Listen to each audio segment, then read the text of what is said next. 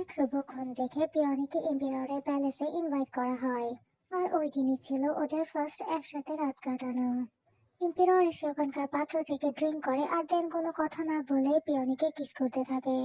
এম্পিরর এখানে সবকিছু অনেক বেশি রাফলি করতে থাকে আর বলে যে এসব কিছু তুমি চেয়েছিলে। এসব কিছুতে পিয়নির অনেক বেশি কষ্ট হতে থাকে, ওরা যাকে হাতে দূরে সরিয়ে দিতে থাকে আর কান্না করতে করতে বলে যে আমার অনেক হার্ট হচ্ছে।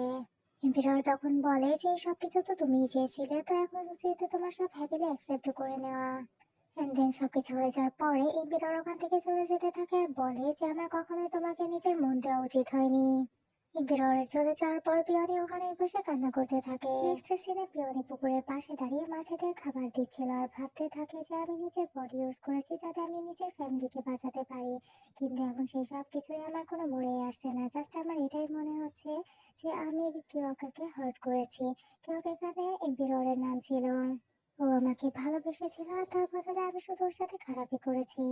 এসব কথা ভেবে পিয়নির অনেক বেশি কষ্ট হতে থাকে। এন্ড দেন কিছু আওয়াজ শুনে পিছনে তাকিয়ে দেখে যে ওখানে এম্পিরর এসেছে। এম্পিরর এসে পিয়নির পাশে দাঁড়ায় আর চুপ করে থাকে। পিয়নি দেন এক নজর এম্পিররের দিকে দেখে আবার নিজের চোখ ফিরিয়ে নেয়। এম্পিরর দেন পিয়নিকে জিজ্ঞাসা করে যে তুমি ইদানিং কি করছো। পিয়নি এই কথা শুনে এম্পিররের দিকে তাকায় আর নিজে চোখ ফিরিয়ে নিয়ে দেন বলে আমি মাছেদের খাবার দিচ্ছিলাম আর মনে মনে ভাবে যে আমি শুধুমাত্র তোমার কথাই ভাবছিলাম। এম্পিরর তখন জিজ্ঞাসা করে এতদিনে তুমি শুধু এই একটি কাজই করেছো। পিয়নি তখন বলে যে হ্যাঁ, আমিও জানি না সেটা কেন।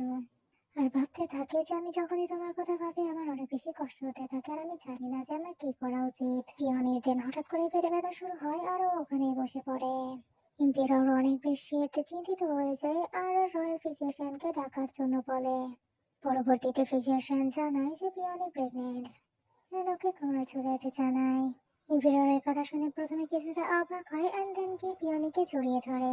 এম্পিরর দেন বলে যে তুমি সত্যিই প্রেগনেন্ট হয়েছো আর কত সারপ্রাইজ তুমি লুকিয়ে রেখেছো আমার থেকে। এখন থেকে আমি সবসময় তোমাকে প্রোটেক্ট করবো, তো তুমি শুধু আমার উপর বিশ্বাস রেখো।